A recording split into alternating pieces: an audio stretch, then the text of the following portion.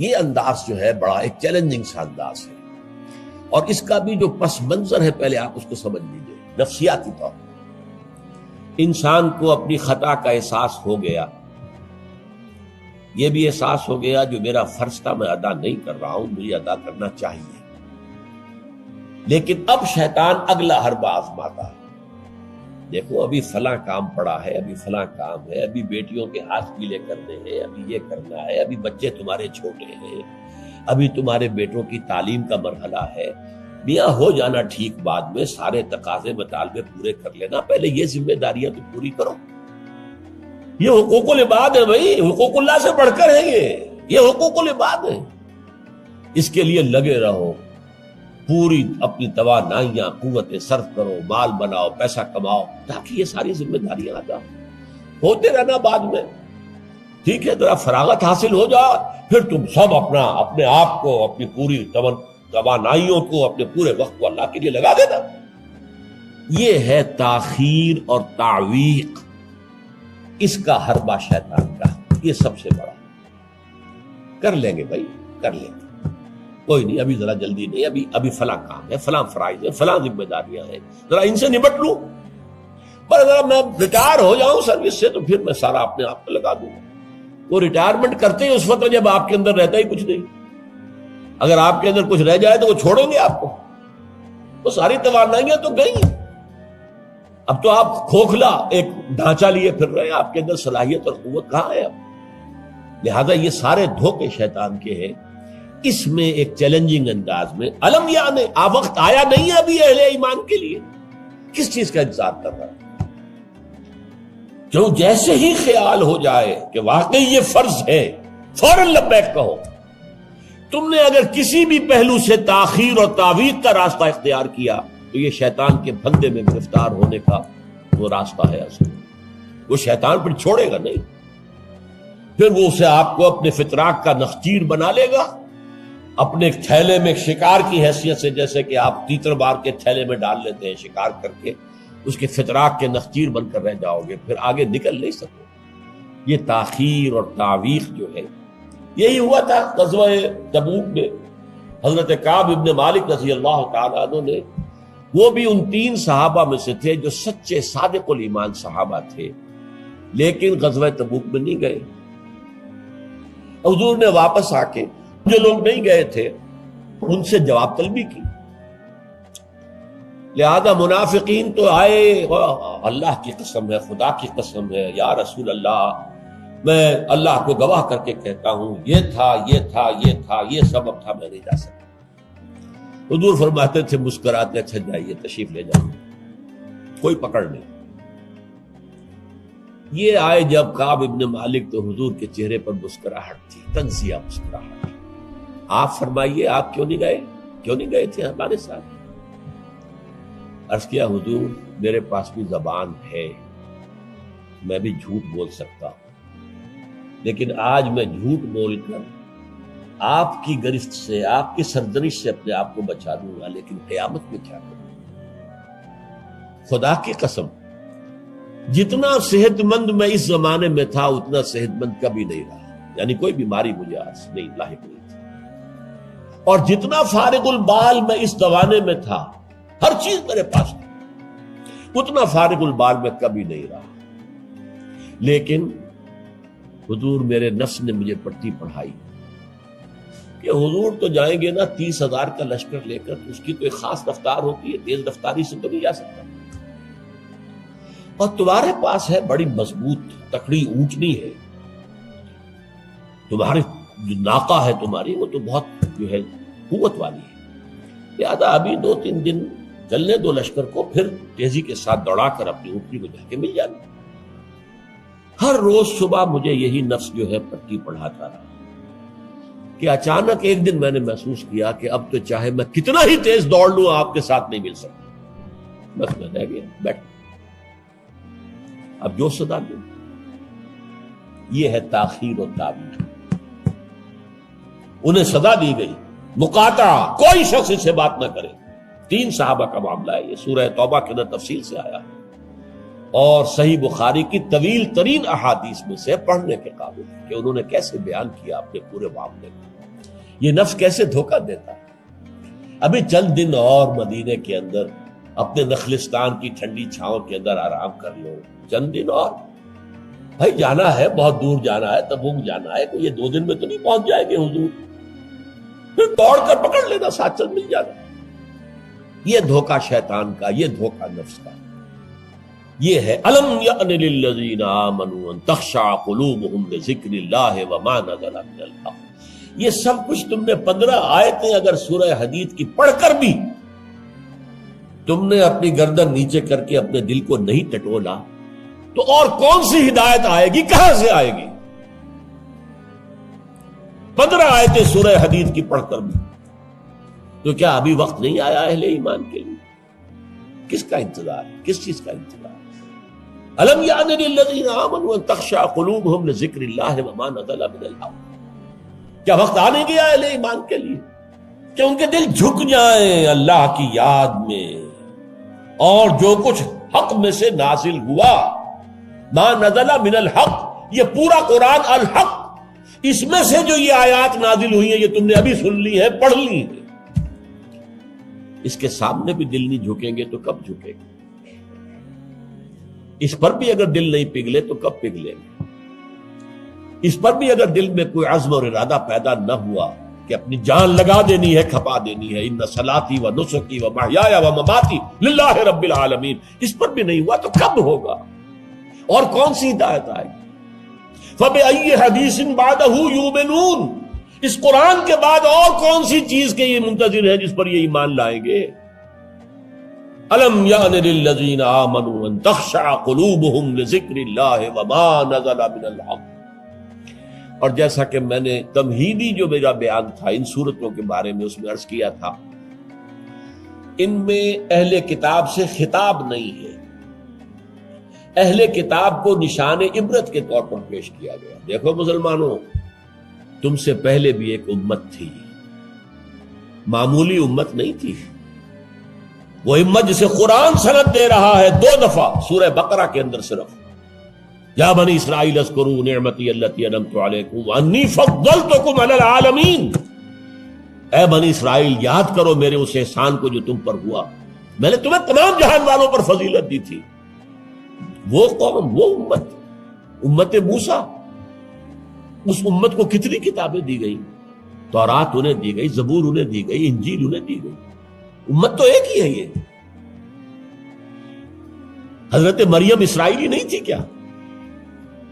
تو چاہے باپ حضرت عیسیٰ کا کوئی نہیں ہے لیکن وہ حضرت مریم کے بیٹے ہیں، اسرائیلی. یہ اسرائیلی نبوت ہے جو چلی آ رہی ہے. حضرت موسیٰ اور ہارون سے شروع ہوئی ہے 1400 برس قبل، اور حضرت عیسیٰ اور یحییٰ پر آ کر ختم ہوئی ہے. یہ سلسلہ نبوت کا، سینکڑوں نبی آ گئے 1400 برس میں.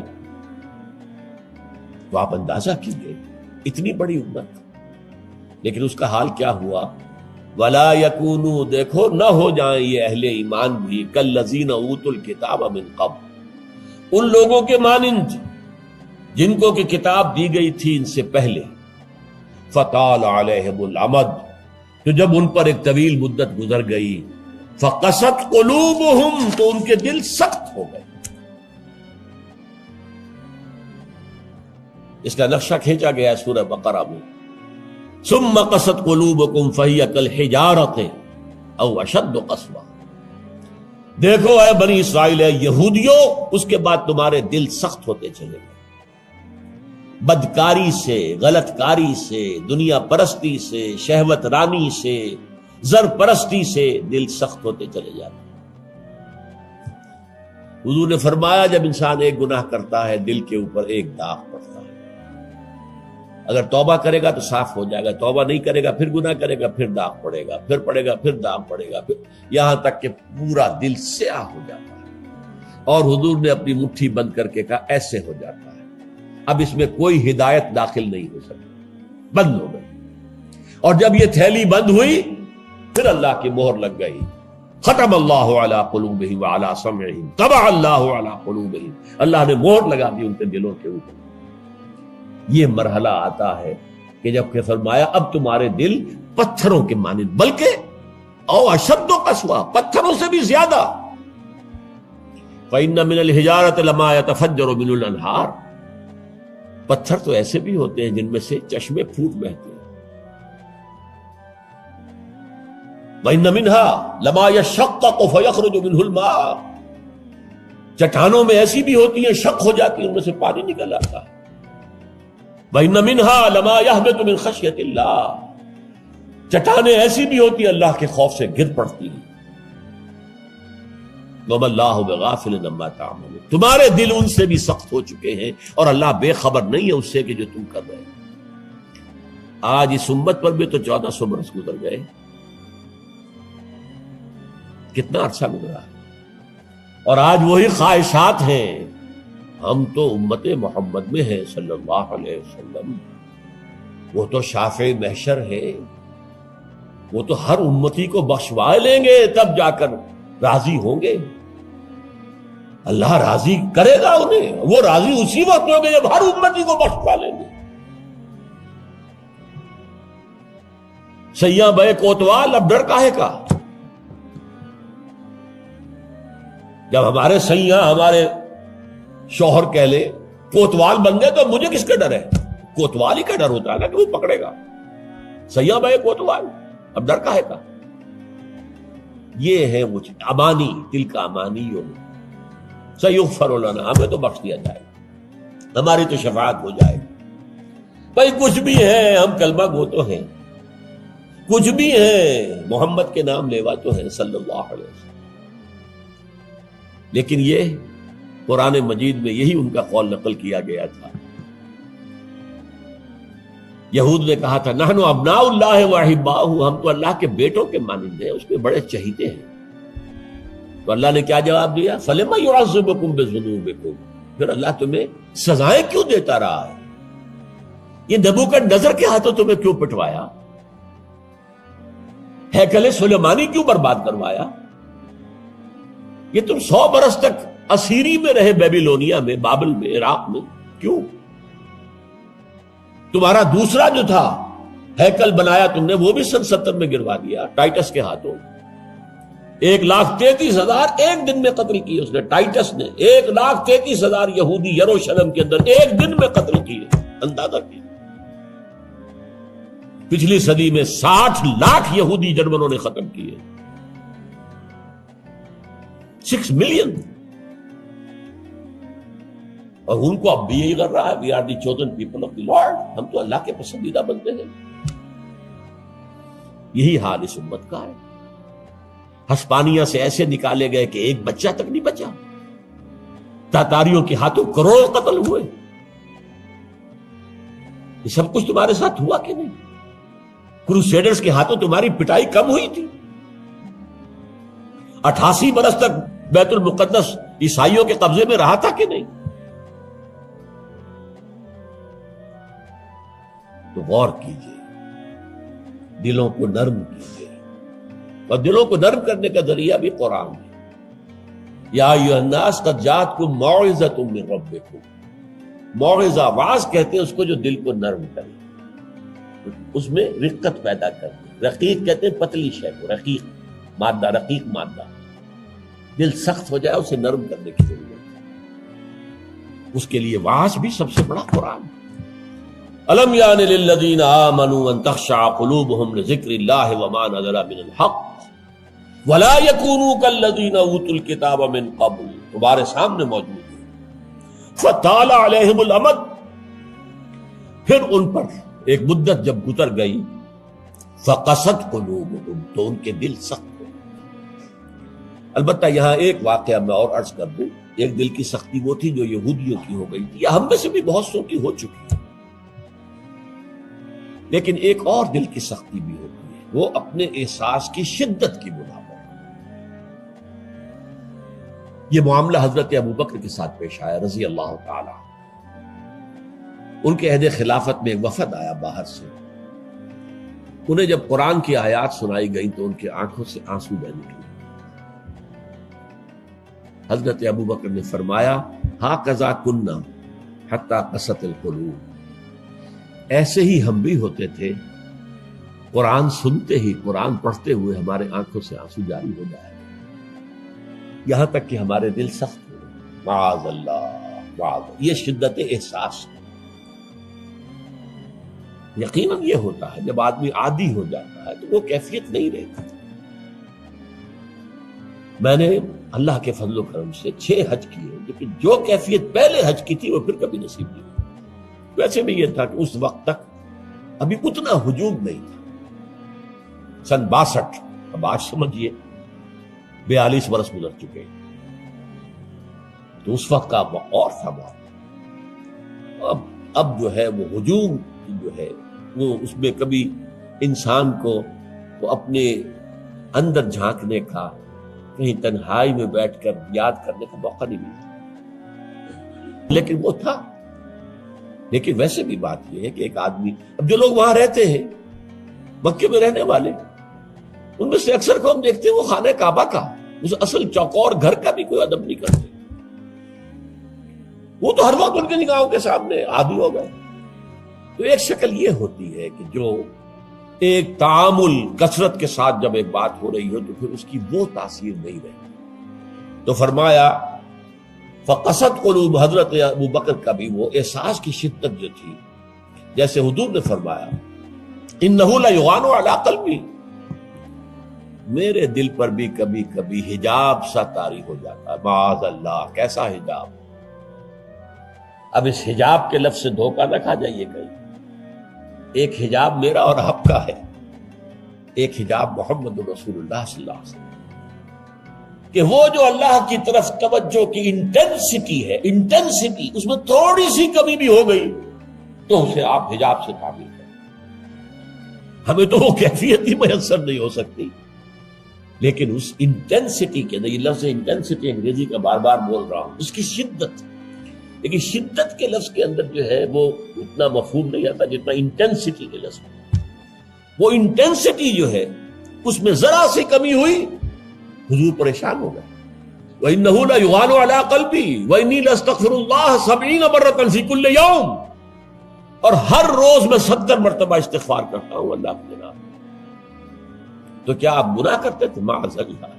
یہ ذرا سی اس توجہ کی شدت میں، انٹینسٹی میں ذرا سی کمی ہوئی، اسے بھی آپ حجاب سے تعبیر کریں۔ تو یہی ہے مفہوم حضرت ابو بکر کے اس قول کا۔ لیکن ایک ہے قساوت قلبی، معصیت کی وجہ سے، دنیا پرستی کی وجہ سے، نفس پرستی کی وجہ سے، زر پرستی کی وجہ سے، شہرت پرستی کی وجہ سے، اقتدار پرستی کی وجہ سے، یہ پرستشیں جو ہے یہ جو دل کو سخت کرتی ہیں تو وہ پتھر اور چٹان سے زیادہ سخت ہو جاتا ہے۔